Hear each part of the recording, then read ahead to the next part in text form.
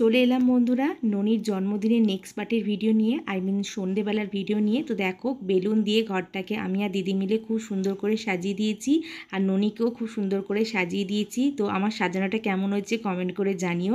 এরপর দেখো ননির কেকটাও চলে এসছে। কেকটা কিন্তু ড্রেসের সাথে ম্যাচ করেই কেনা হয়েছিল। এরপর কেক কাটিং হলো। কেক কাটিং হওয়ার পরে দিদি আর জামাইবাবু ননিকে কেক খাইয়ে দিল। তারপর হলো সবার সাথে ফটোশ্যুট।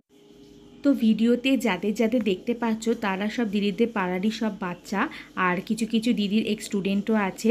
আর দেখো আমরাও এখানে ফটোশ্যুট করে নিলাম। তো অনেকেই এসেছিলো, সবাইকে আর ভিডিওতে ক্যাপচার করতে পারিনি। দেখো সন্ধ্যাবেলা টিফিনে ছিল ডিমের টেবিল, কেক, স্যালাড, কাসুন্দি, বাচ্চাদেরকে লজেন্স দেওয়া হয়েছিল। এরপরে সবাই ডিনার করতে বসে গেছিলো। তো সবার খাওয়া হয়ে যাওয়ার পর আমরাও ডিনারে বসে গেছিলাম, কিন্তু অনেকটা রাত হয়ে গিয়েছিল।